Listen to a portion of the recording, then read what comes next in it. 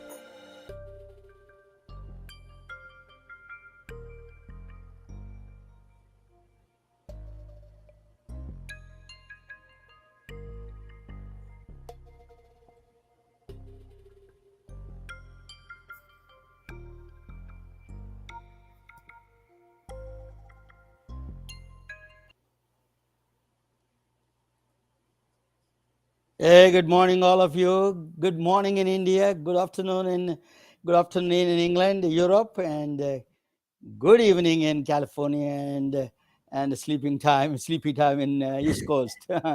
So, welcome you all, and this is the live broadcast. Um, we have a special guest today. My name is Ramana Annamaraju.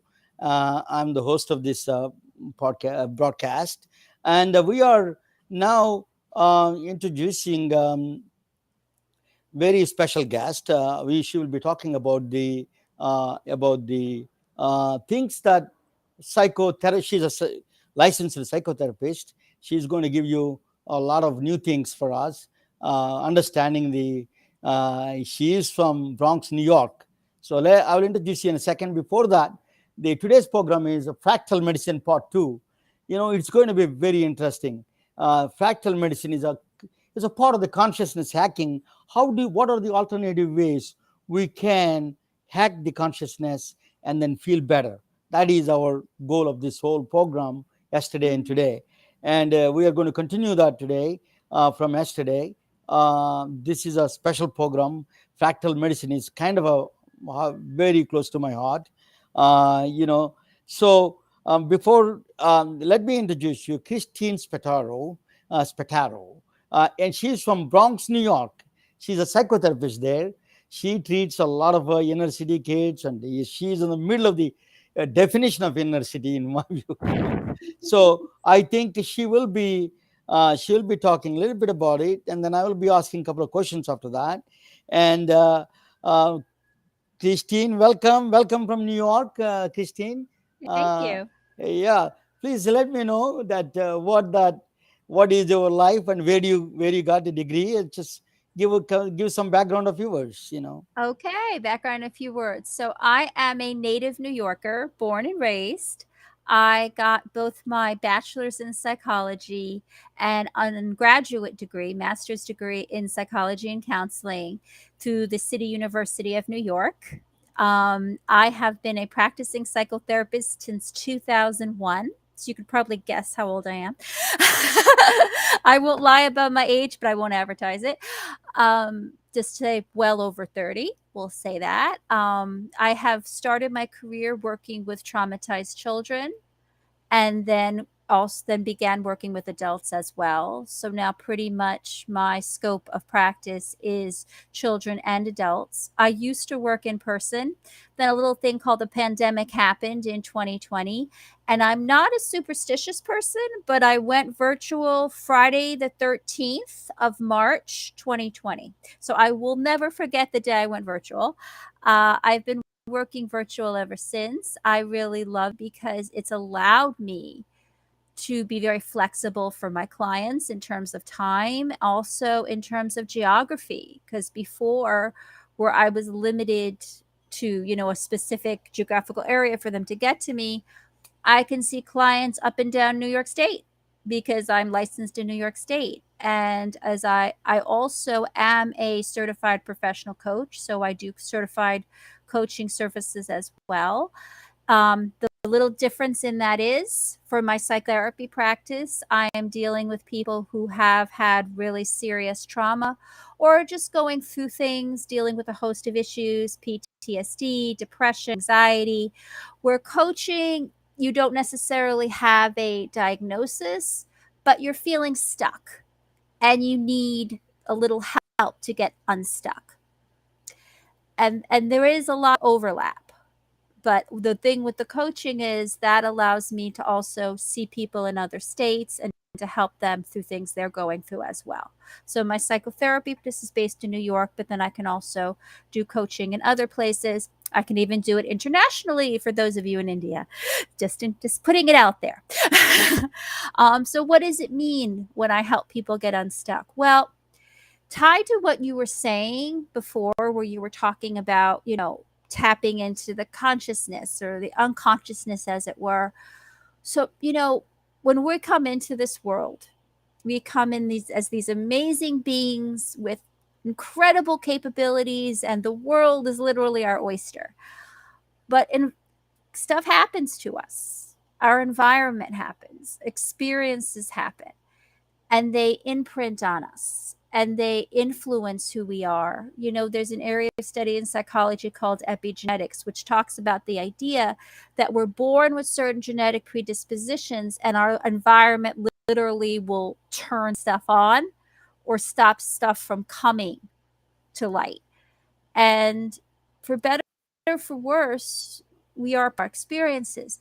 However, that's not the whole story. For while our experiences can influence us and can impact our life path, we can change course. I like to think of life as like the ultimate GPS. You know how, like, when you're driving in the car and you set the GPS and you're going down this road and, like, shoot, you made that left turn when you should have made that right turn. But then the GPS recalibrates and you're able to then still get on the road you need to be.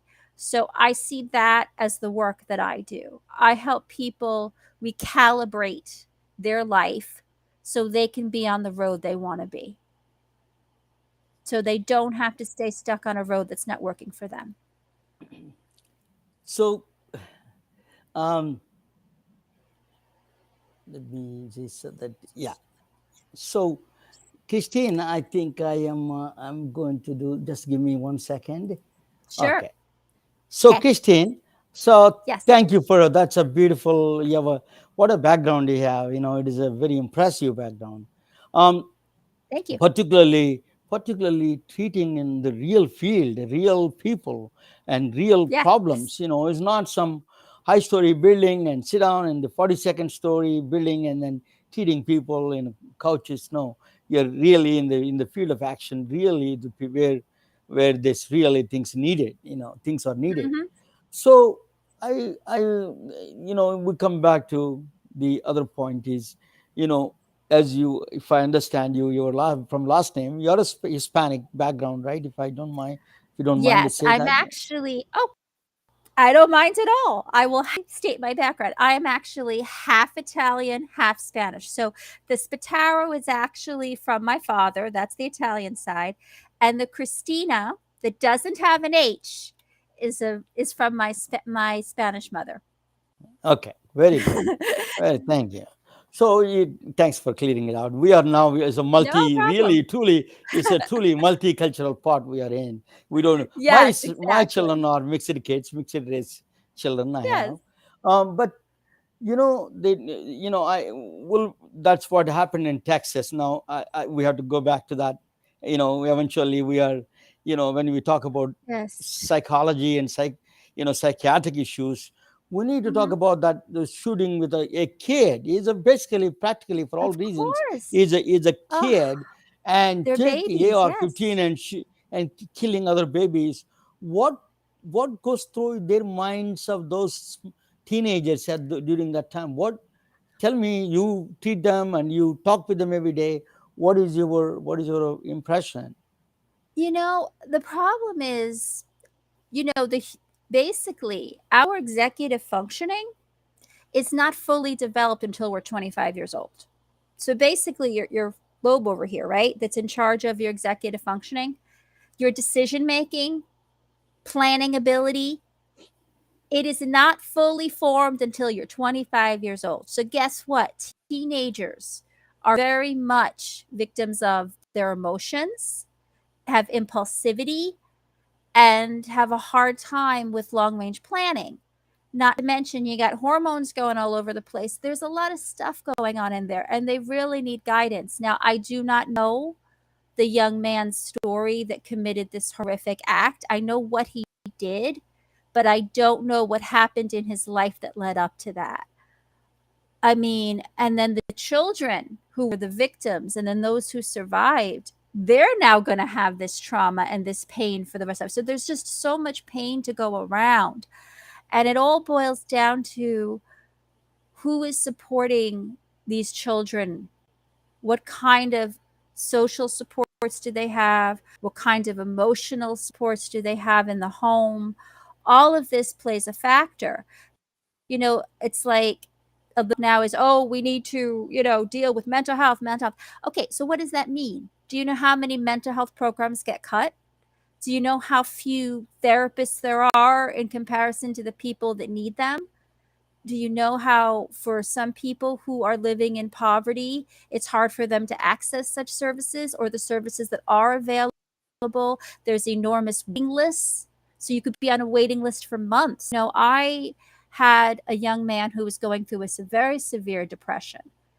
And his mother spent months trying to find a therapist with an open slot before she found me. And now I'm seeing him and I'm helping him through his journey. But I'm thinking, what if I hadn't been there? What if they couldn't get the help? And there's so many people who are on that cusp who need that guidance, who need that support, and who fall through the The, cracks. no question, stigma, access, cost, all three are important factors in the Mhm. mental health access. Now, just you were talking about executive functioning, it is affecting even the adults nowadays. It doesn't need to be in the inner city Yes. people. It is across the Yes. board now, because of this pandemic, because of this. We are cooped up in the house for 24 hours a Mhm. day, and then with the staying with the same people, and it's creating a lot of executive function disorder, in fact, is Yes, functioning. absolutely. So we have to really mass program. That's one thing that I'm trying to do, is there is no mass mental health relaxation program. Is all the how many people Yes. like you are available? I mean, Mhm. think about that. As you say that she was waiting for a slot, waiting for a slot to open up for a child. Think about the Mhm. executive functioning for other adults. People who are Exactly.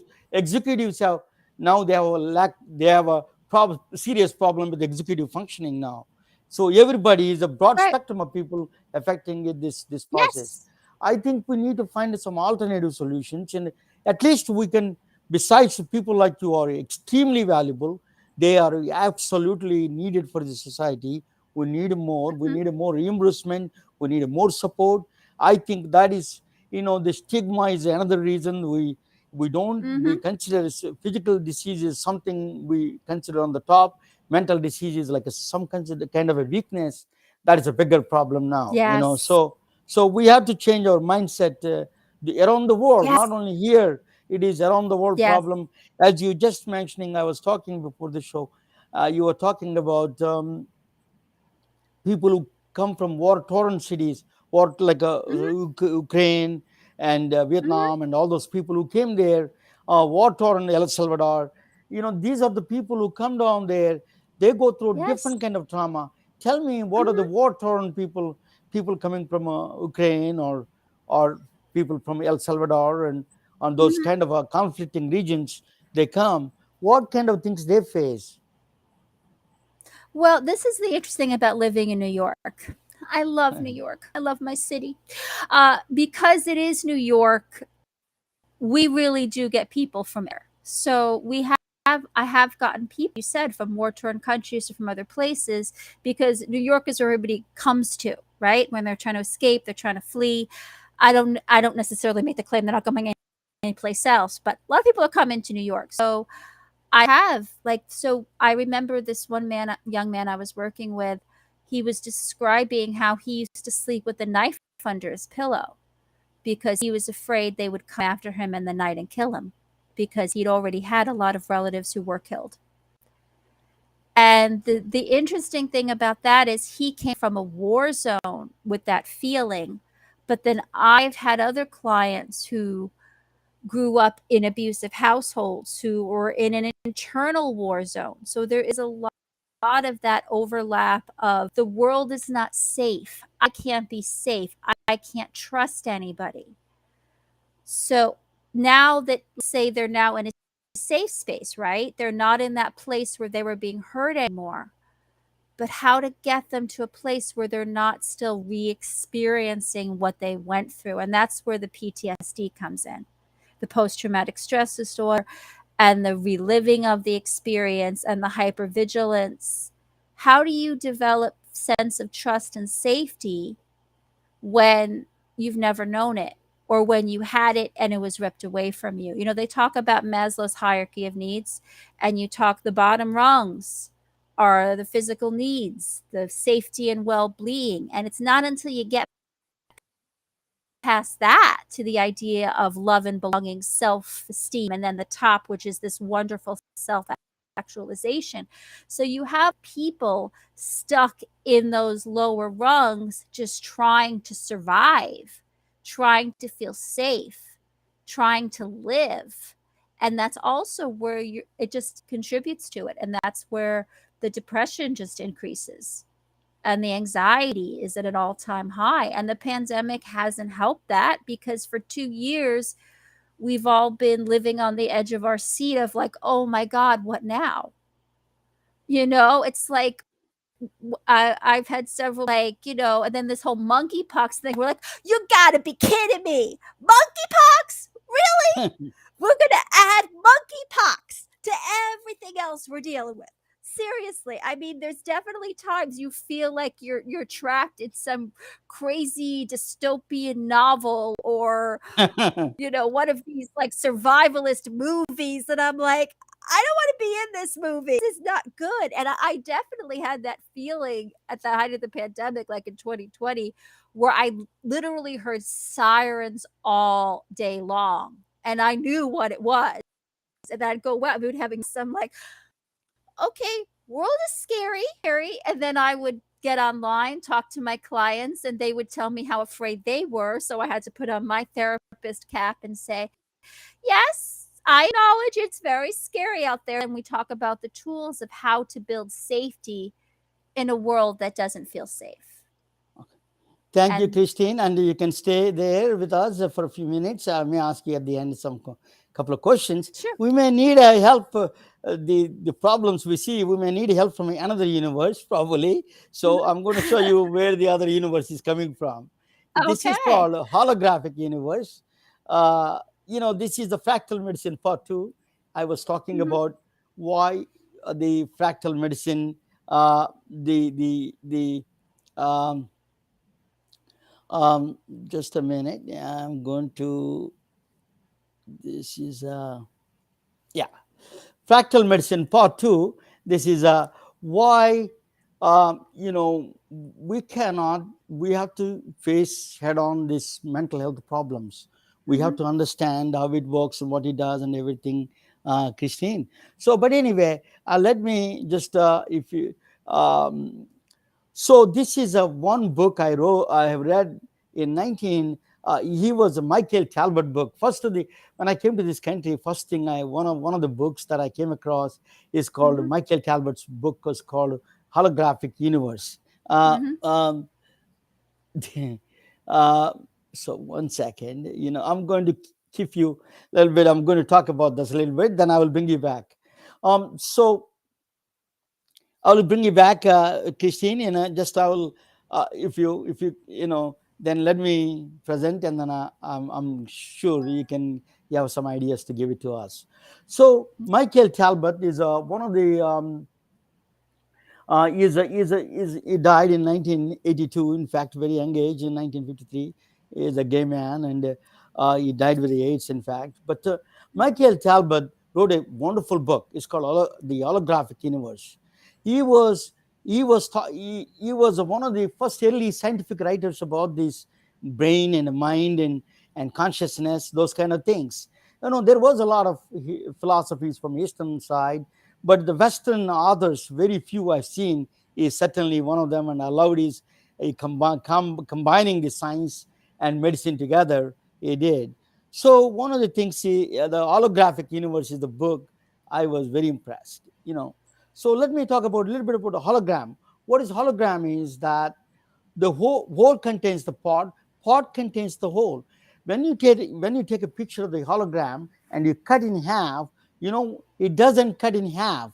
You don't see half rows and half rows. The one you see in the picture there, the rows, if you cut in half, it doesn't split into two halves. In fact, it becomes two smaller halves. If you cut it again, it becomes another two smaller halves. Keep on going until you can infinite amount of smallest size. That is the Planck's length. You have to go almost to. It is always that is it contains the whole. So what it means by whole contains the parts, part also contains the whole. That is the meaning of the hologram. Has a special feature of that holography, as that holograms have that special, that they can part can contain the whole. That is special about the holograms. So, so that is the what he said, that what Michael Talbot was mentioning in his book about the David Bohm and the Carl Pribram. David Bohm is a physicist from New York. He's from Bronx, Brooklyn, actually.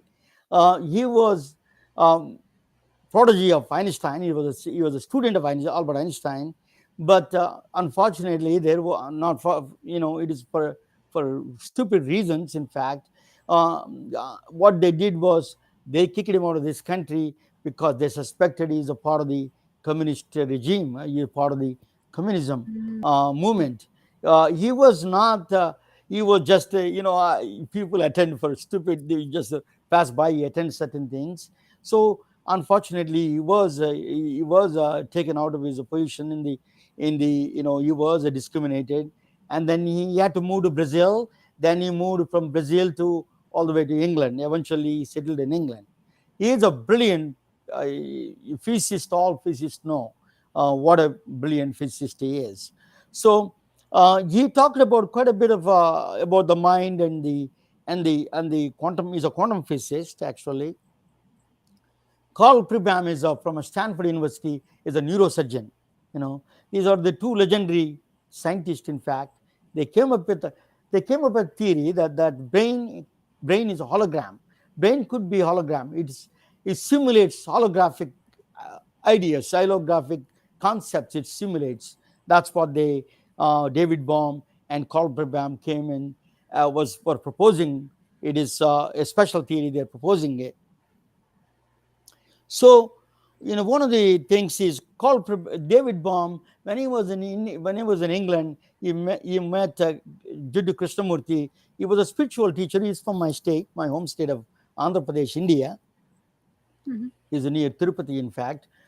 He was one of the celebrated philosophers. He is a founder of the Theosophical Society. Is a one in 1960s and 50s and 60s. It was a major organization in the movement, in the New Age movement, actually. So he was a spiritual teacher, but he never considered himself as a teacher. He says that everybody is a teacher. But if you see on the YouTube, you see a lot of videos between the David Bohm and Krishnamurti talking together. So David Bohm is a quantum physicist. So one of the things he proposed is that through mathematics, in fact, implicate and explicate order. What this is all about is that implicate order means internally, inside all of us, there is only one mind, oneness everywhere. There is no difference between you, me, or anybody else. We are all under the oneness. It comes out. You know that is implicate order that she came. He came with the mathematics to prove the wave function theory. I don't want to go into the quantum physics at this time. To explain the wave function collapse, he came back with these mathematical formulas and implicate and explicate order. Implicate order is that internally something going on. It is some universalness is there in the implicate order under the surface. Mhm. On the surface, when you think about thought, thought comes out as an explicate order. So, somebody was saying that I'm not a Christian, but somebody says in a Christianity you were born as a sinner. In thought is a Mhm. sinner, sin. What David Baum is saying, the thought is the explicate order. It comes out of the implicate order. It is impure. It's a thought itself is an actionable. You can do good Mhm. things with it, but it is a implicate explicate order, comes out of the implicate order. That's what Mhm. David Baum suggesting, that thought comes out from a implicate order. So thought is not a sin in that sense, but it is thought itself can be impure. That's what he meant by thought as an action. So they came up with he was trying to understand the quantum physics, the wave function collapse, and he was trying to understand it. So he came back with this powerful theory called implicate order and explicate order. Is a very good theories. In fact, people Mhm. respect David Baum. Is one of the well-respected quantum physicists. And then after that, then Amita Goswami, there is another theoretical physicist, came back with a different kind of a consciousness approach. So he was, as I mentioned before, David Baum, he says implicate orders like a universal consciousness. What I said, I'm just going to talk about consciousness because we are going to talk about consciousness hacking. So through Mhm. technology. So I'm giving you groundwork on the consciousness. So it's a belief in the physicalish, the people who believe in the physicalism, they believe universe is created, then stars were born, planets were born, Earth came out, and then biology was born out of in this biology came out from then consciousness is the emergent property of the biology. That's what a physicalist view of the world. That is the way Mhm. we all think that in the physics point of view, some physicalist point of view. But Amita Goswami is a quantum physicist himself, but he said that different way. The consciousness is the fundamental, is a ground to all of it. That's like a universal consciousness is there. It exists. Mhm. It is so that universe comes out of it, and then stars. These are all mind is a mind creating a matter. That's what that a lot of people use that mind creates matter. That's exactly what it is. The other may be on Mhm. the right side here and there mixed up, but that's what it is. So consciousness creates all those things. Is a biosynthesis is Robert Lanza is another doctor that he proposes this he subscribed to this theory of consciousness creating the whole realism, physical aspects of the universe, physical aspect of the world is created by consciousness. There's nothing is there. Right? That Mhm. some of the arguments are that Amita Goswami is a physicist. So that is the consciousness, one of the theories of the consciousness. The next one is Roger Penrose and Stuart Dameroff. That they are recent ones. In fact, I met I met Sir Roger Penrose. Anil Bon is a good friend of mine. So um, Sir Roger Penrose and Stuart Dameroff. Dameroff is an anesthesiologist, and Sir Roger Penrose is a mathematical physicist from England. Mhm. They they they they they proposed a theory is on the consciousness, that is something. So a lot of the lot in physics, that what they think is quantum behavior cannot happen in the biological world, our biological world here, because they're too big and it's warm, too warm, and the temperatures usually quantum phenomena happens under the lowest temperatures, like a Kelvin temperatures minus 272 degrees, or very low temperatures. It happens. It cannot happen the room temperatures. That's what their claim was. But so that's one of the arguments against the quantum biology, quantum things won't happen with the life.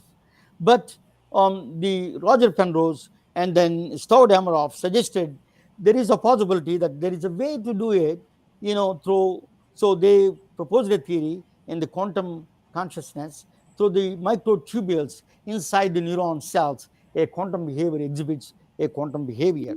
For example, photoelectric effect.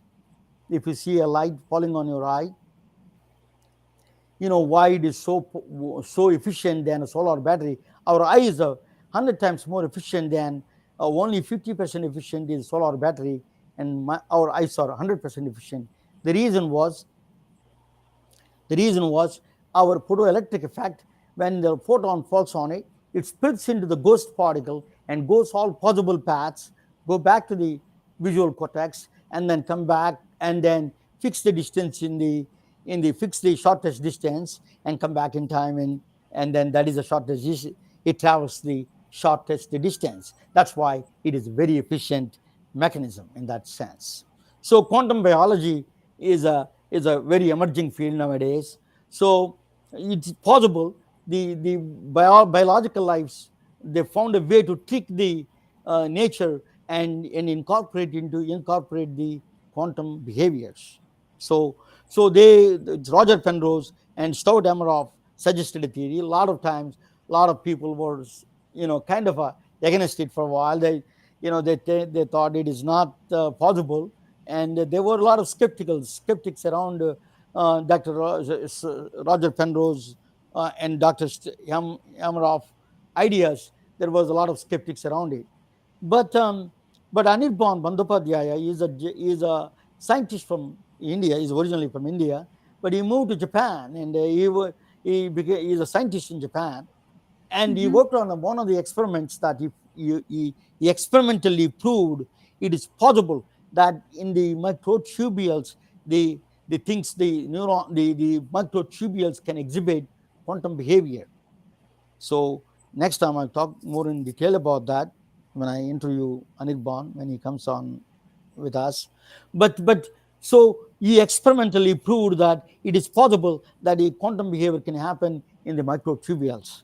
So it is a big validation for the Roger Penrose and the Hameroff theory of Mm-hmm. consciousness. So it is in the mind can consciousness can be one of the validations came from experimental physicist uh, Anirban Bandyopadhyaya. Now there is the other ones they came is the Mosers. Mm-hmm. It is a Maybrit Moser and Edward Moser. They are um I'm pretty sure they're from Austria.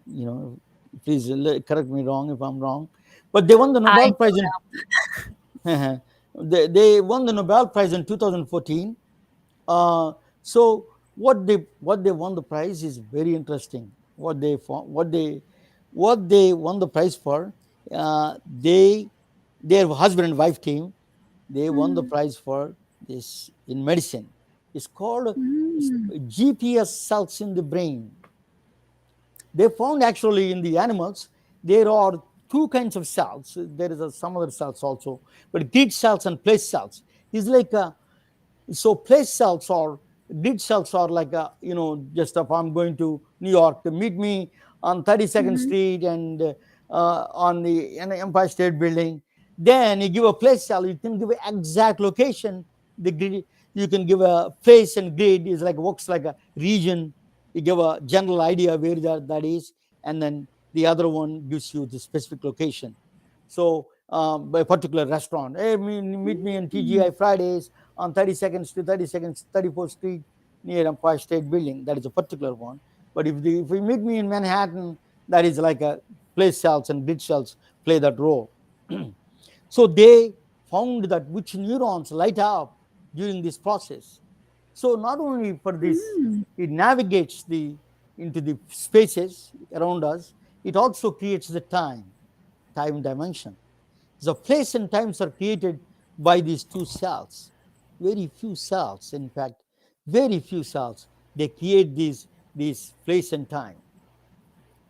So they won the Nobel Prize for this. They found in the animals and then they extended to the humans now. So what is the did these are all the work in the GPS location for us. Not only it is not just the physical locations, a thought could be a construct of the this geometrical nature of the thing. Mm-hmm. It creates actually a geometry. Grid cells and place cells create a geometry like a map. It creates a maps. Mm-hmm. So so that is a map, actually honeycomb map is fact in grid cells and cognitive spaces they call. They create this. these maps in our brain. A thought could be a brain, a particular neurons light up, you know, a particular areas that you are navigating to a place. If you are driving to some place, if your mind you're going thing, even a thought itself could be a cognitive space. So these are new. It's a very relatively new discovery. Place cells and grid cells are, and they won the Nobel Prize. This is really a ground shaking discovery. In fact, so what this brain is a hologram. They took that is a picture of the actually neurons, 50 neurons. They took a picture. These are the neurons lighting up a particular thought process. You can see. So eventually, they can hack those neurons and turn on and turn off. So Mhm. one day we can able to really hack the consciousness. Physically, you can access the consciousness. In fact. So that's why some people say you could read the terrorist mind, you could read people what you're thinking. In fact, six Mm. seconds before you decide you want a Coca-Cola or a Pepsi, you before you decide it, you can that's these neurons can tell you the story 6 seconds before. So I think Mm. the brain is a 50 neurons. That's a real picture of the 50 neurons. These are they located in space that you see. So this is an actual picture. That is of the neurons lighting up. So we are um, so when you see these kind of fractals, it reminds you another art, Jackson Pollock art. It is a fractal geometry. So brain is a fractal. I want to talk with you about the brain, how the thoughts are actually fractally arranged. That's a Mhm. new research is coming out. So fractals, or you can see why we see my friend in Mumbai, she does art therapy. Why art Mhm. could be a very good instrument of therapy, because Mhm. you see the Jackson Pollock contains a lot of people say that he's a trained artist. He's not a crazy guy or a drunk guy. He's a very trained Mhm. artist, and he created this art of this segment trial. That is art. Goes for $200 million. Went for $200 million in auction. So that one is that if you what is so special about the fractal art is that if you see 1 feet away, 1 feet close, Mhm. 2 feet away, 3 feet away, or 10 feet away, exactly look same. They're all repeating inside. Mm. uh, that's a repeating and repeating in that one.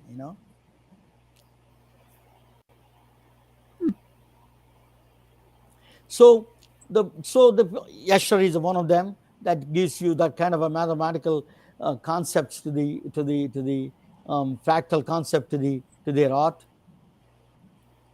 So what happens really if you can disable the GPS cells? What it does is, what is GPS cells? It tells you space and time.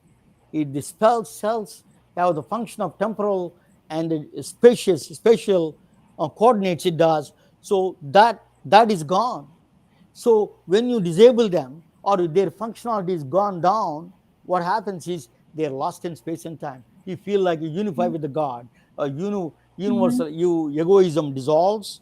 Your oneness you feel. A lot of people who feel these kind of things when they meditate or when they take Mhm. psychedelics, they feel that. But in fact, this Mhm. you can do that.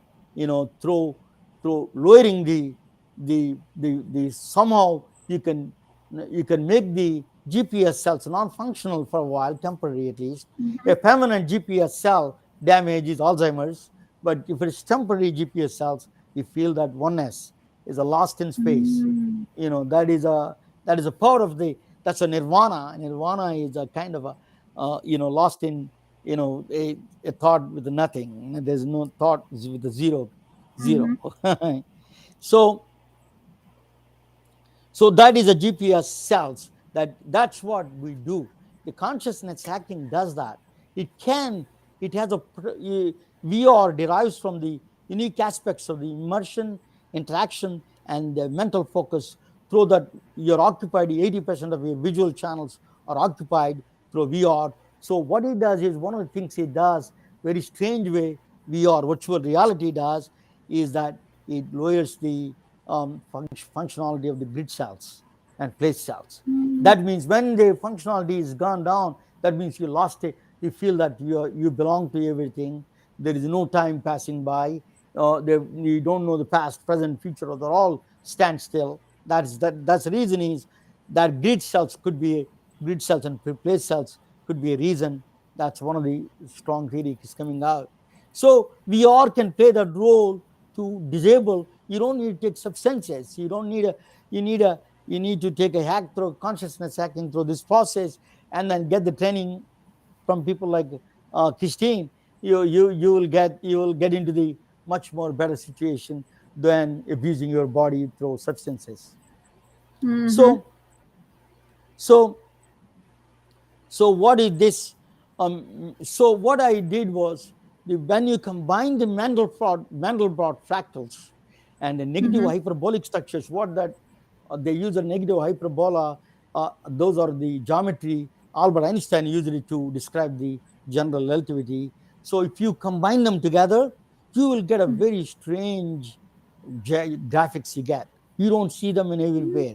The sounds, auditory hallucinations that psychedelics create, you can recreate those things without psychedelics. I'll show you that in a second. So I'm going to play you a video that just give me 1 minute.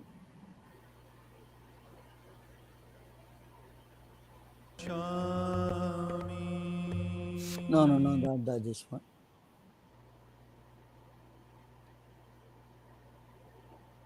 Oh, I thought I uploaded it.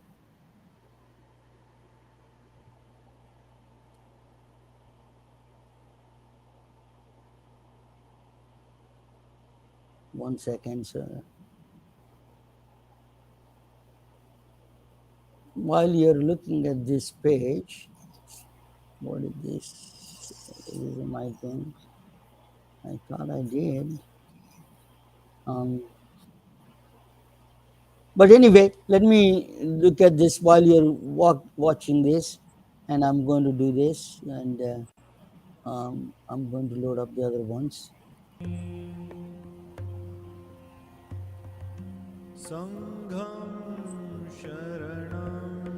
For mental relaxation, early human civilizations in the East practiced Buddha's teachings, while in the West they performed rituals.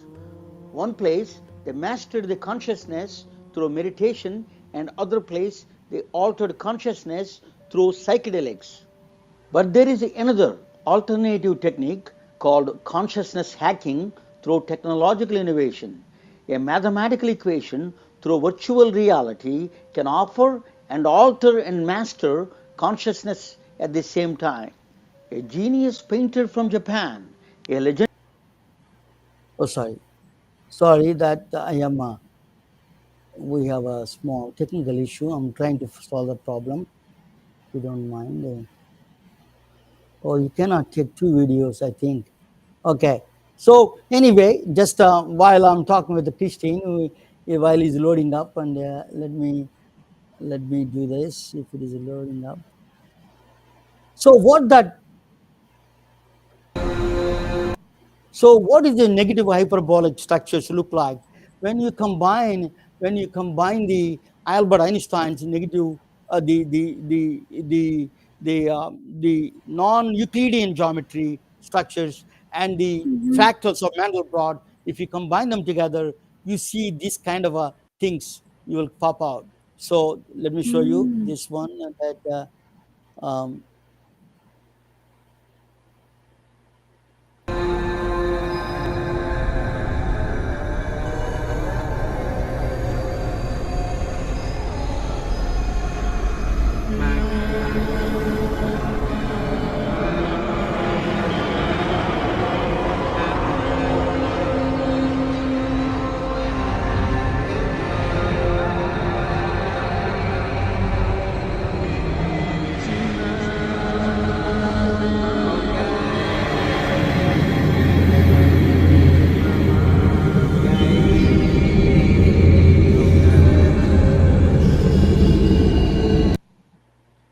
so so these are the mind capturing things that they are fully occupy visual channels. That's why they hack the mind through Mm, visual stimulation. You can hack the mind. Instead of we are playing these violent video games, you show them that you show them 5 times, 5 minutes a day, 25 minutes a week. It can relax. It can help you mhm, relax your mind. That's why it is called consciousness hacking.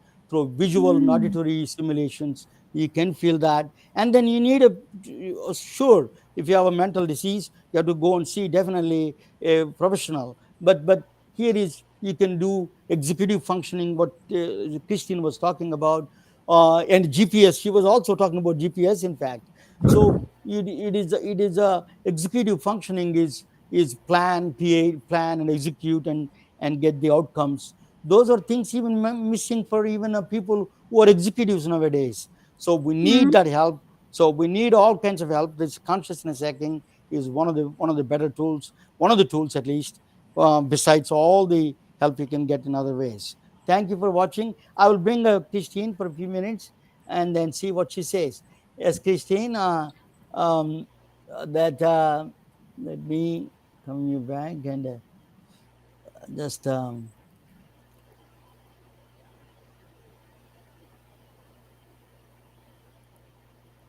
Uh, Let me know when yeah. you. Oh, okay, I'm back.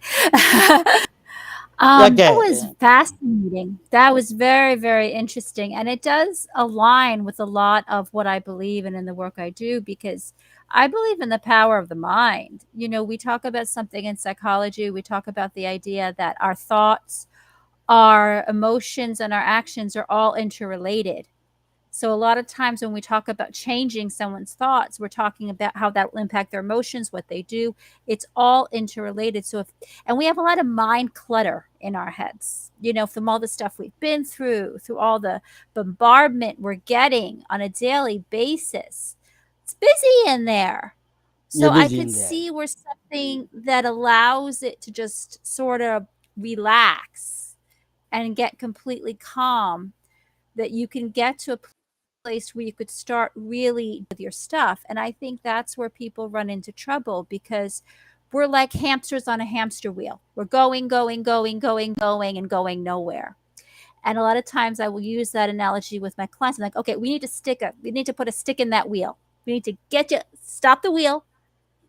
Let's really look at what you're thinking, what you're feeling, and what you're doing. And if this is this what you really want? And so I Thank you. think anything, yeah.